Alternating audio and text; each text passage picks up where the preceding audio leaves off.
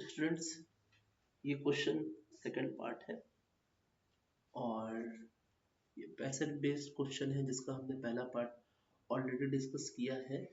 लेकिन क्योंकि मैं यहाँ पूरा पार्ट ही ये पूरा क्वेश्चन ही डिस्कस करूँगा तो आपको पहले पार्ट को देखने की ज़रूरत है नहीं। सो आइए देखते हैं क्या है question. The aqueous solution of a mixture of two inorganic salt when treated with dilute HCl give a precipitate P, है ना। और उन्होंने एक precipitate P दिया and a filtrate Q.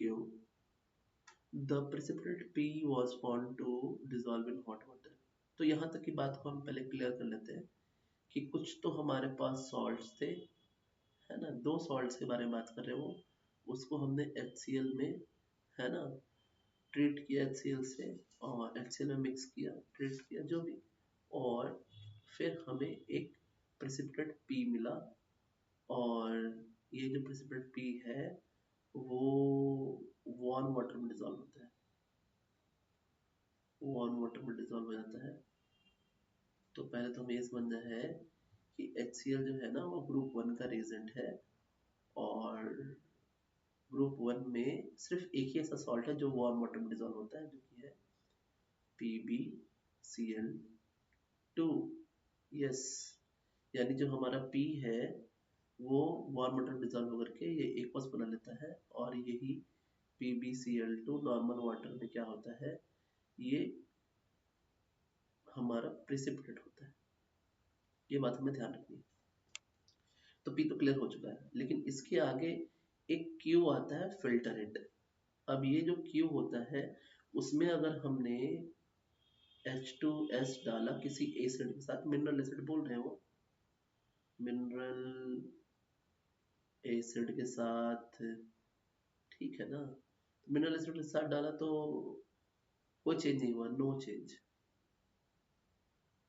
फिर उन्होंने क्या किया कि इसको H2S अमोनिकल मीडियम में, जब नो चेंज हुआ तो फिर इसी को आगे बढ़ाते हुए उन्होंने क्या किया कि H2S तो डाला ही था लेकिन इस बार अमोनिकल मीडियम। अब अमोनिकल मीडियम में क्या हुआ, समझिए इस बात को, कि अब हमें मिला है R, है ना।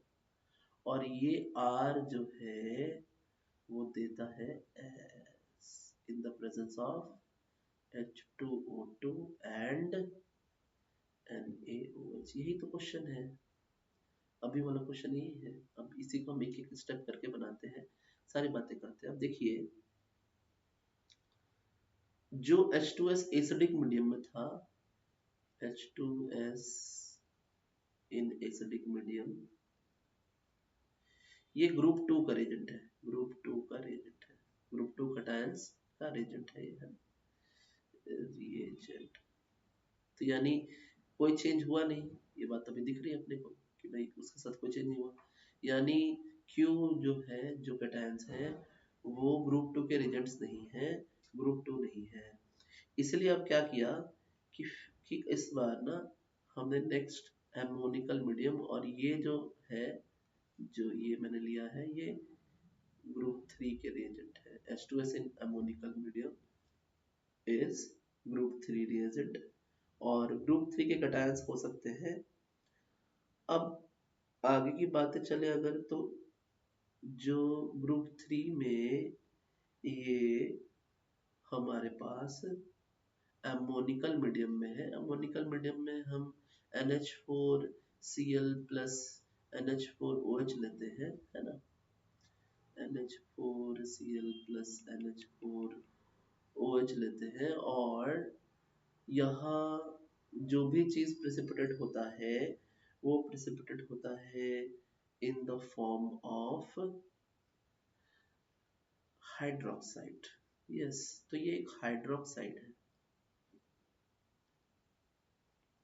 तो R जो एक हाइड्रोक्साइड है और उसके बाद हमसे कह रहा है कि the precipitate R give a colored solution S when treated with H2O2 in aqueous medium. The colored solution S contain। अब समझिए, कलर्ड जो यहाँ बनता है ना वो सिर्फ एक ही बनता है और वो कलर्ड बनाता है CrOH थ्राइस।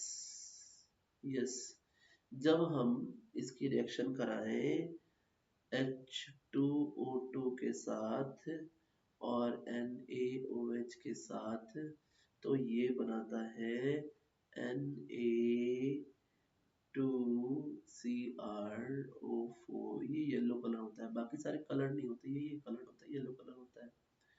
तो मैं ना ये फाइनल यहाँ रिएक्शन लिख देता हूँ कि CrOH थ्राइस जो है, जब उसने H2O2 के साथ रिएक्शन किया प्लस NaOH तो हमें क्या दिखेगा, Na2CrO4 प्लस